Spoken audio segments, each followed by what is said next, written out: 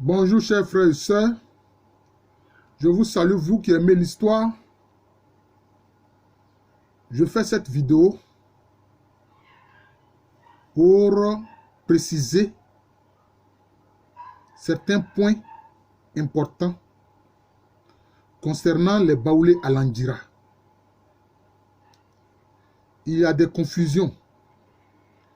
Quelquefois quand j'échange avec les étudiants qui font des masters sur le peuplement baoulé, je me rends compte que ils font des confusions.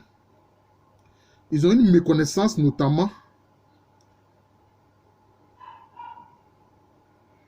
concernant le peuplement des Baoulés à Landjira.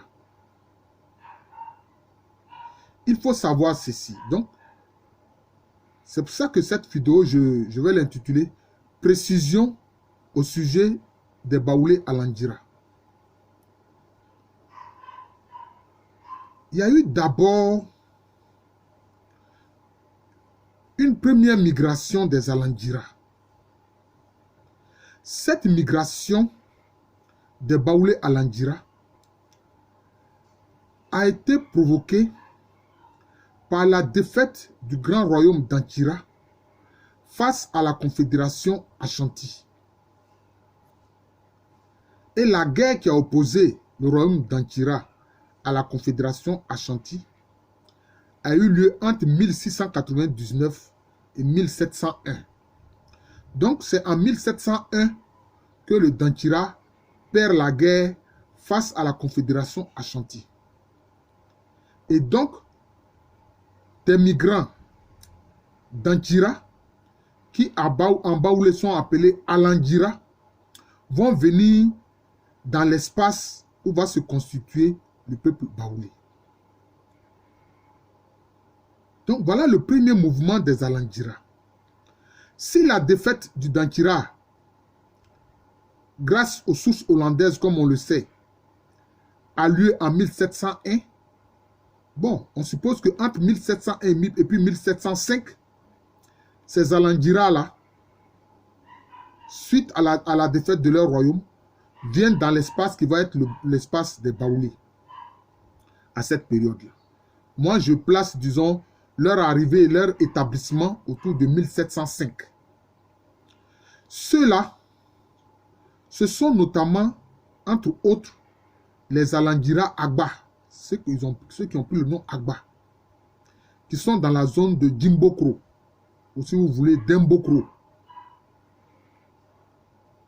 De même, les Alandjira Abé, qui sont dans la région de Bokanda. Les Abé qui sont dans la région de Bokanda. Ceux-là appartiennent à cette migration des Dantira suite à la défaite de leur royaume en 1701 face à la confédération Ashanti.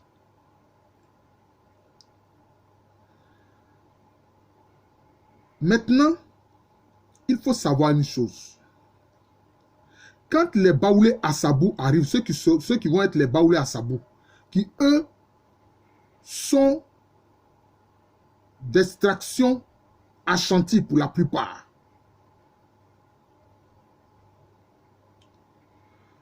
Eux d'abord,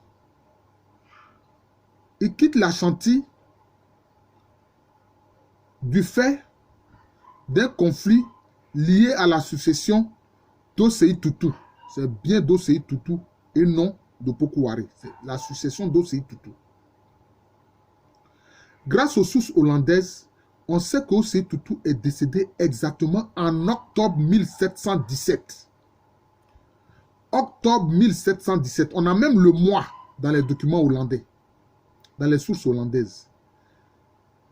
Osei Tutu est décédé en octobre 1717. Osei Tutu est le fondateur de la confédération Ashanti. Donc, il a été le premier roi à Ashanti, le premier à Santehene.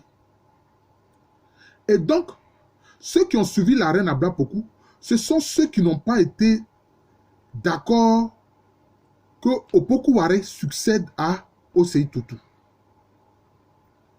Donc, Ablapoku était le leader des frondeurs de ceux qui refusaient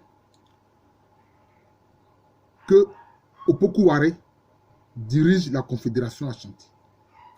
Et ceux-là, quand ils partent de l'Ashanti, parce que les affrontements ont commencé en octobre, vous voyez. Et il y a un document, toujours hollandais, qui précise que en 1718, le successeur du Zé est établi. Le successeur du Zé, c'est-à-dire le Zé, c'est le nom d'Osei Tutu. C'est comme ça que dans ces sources hollandaises, là, Osei Tutu est appelé. Donc, en 1718, Opoku-Ware est déjà sur le trône. Vous voyez. En temps, les futurs Baoulé Assabou ont quitté l'Ashanti et ils sont d'abord venus se réfugier en Ebrosa, le royaume Agni Ebrosa, qu'on appelle aussi dans les documents écrits hollandais Aouin.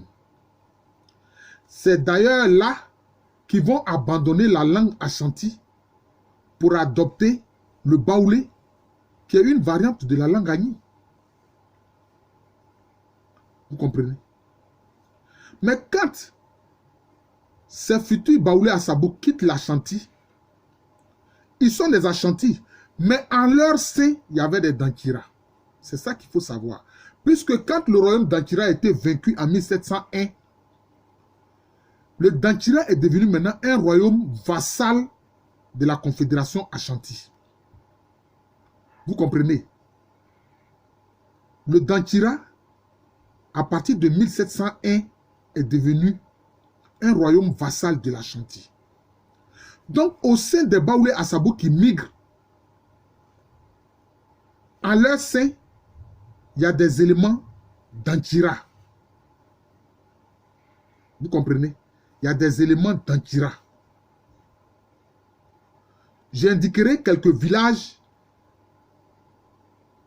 justement, Alandjira Assabou.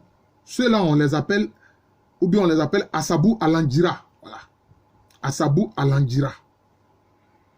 Vous voyez, j'ai été tenté même de dire Alandjira Assabou. Donc, quand ils viennent en Aouin ou en Ebrosa, après, disons, la petite guerre civile qui opposait les Ashanti, à propos de la succession d'Osei Tutu, ils restent dans la Aouin jusqu'en 1721. Si vous voulez, vous pouvez regarder ma vidéo sur l'Ebrosa. Parce que à partir de 1714-1715, il y aura une guerre entre l'Ashanti et l'Ebrosa. Donc, 1714-1715, ça dit que cette guerre entre l'Ashanti et l'Ebrosa a commencé au moment où Osei Tutu était encore sur le trône des Ashanti. Mais, en 1716, il y a eu une trêve. Il y a eu une trêve. Et ça, les documents hollandais l'expliquent, le montrent très bien. Il y a eu une trêve dans la guerre entre l'Ashanti et l'Ebrosa.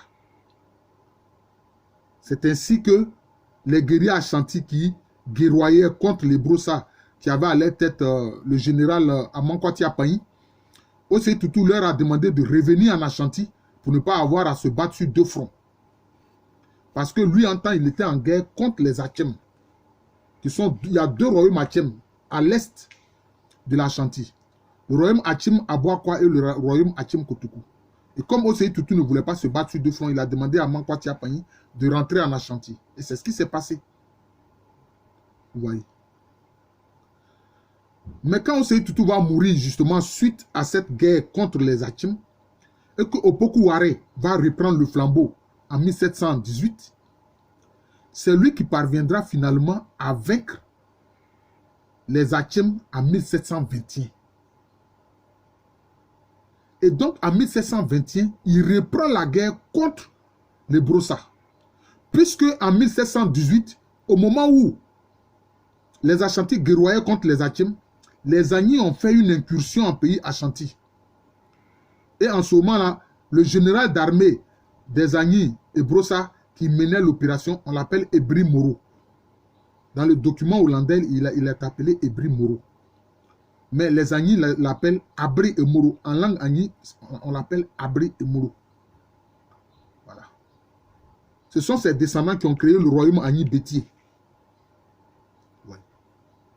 Donc en 1721, après que l'Ashanti ait vaincu les Achem, maintenant Opoku Ware vient attaquer les Broussa.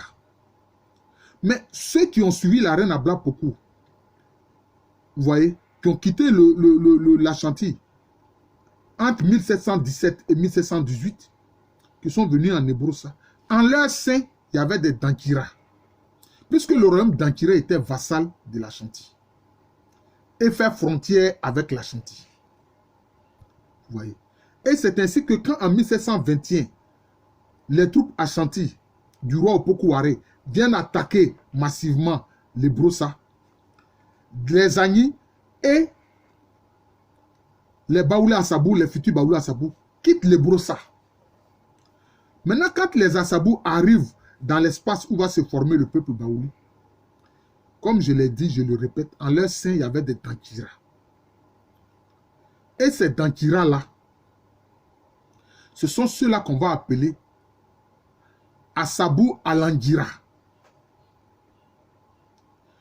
Je vais vous citer 2 villages qui appartiennent à la migration Assabou et qui sont des Alandjira. Le village de Tumodi Sakassou, dont le vrai nom est Tomti Sakassou.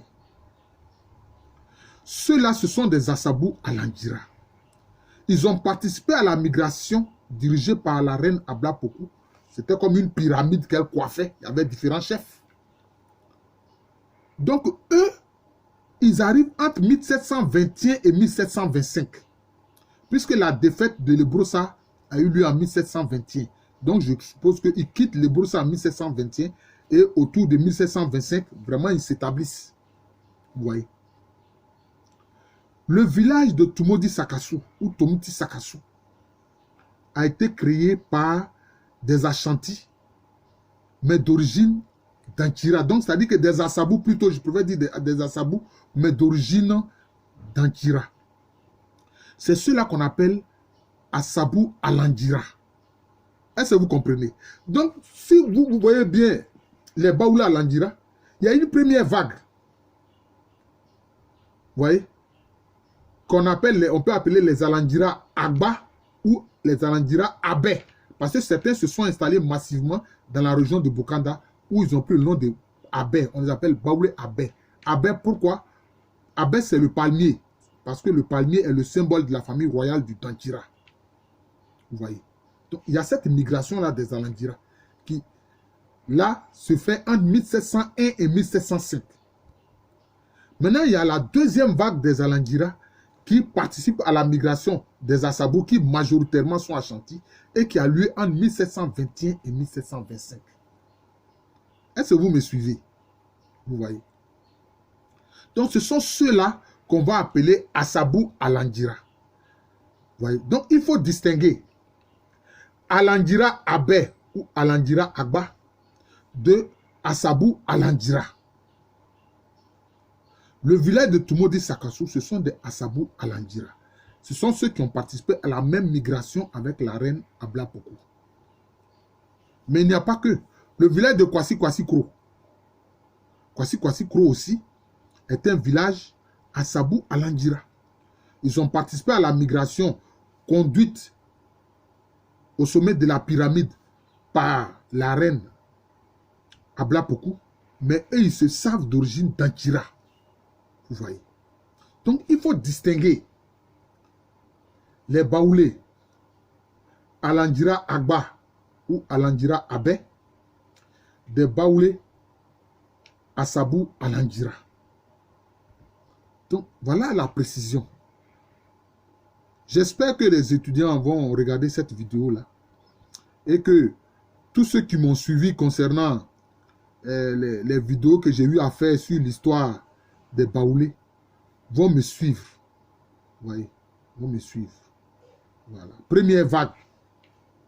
La guerre Ashanti d'Ankira qui provoque la migration des Ankira appelés Alandira Agba, comme ceux de Dembokuru, et puis Alandira Abé, ceux qui sont dans la région de Bukanda.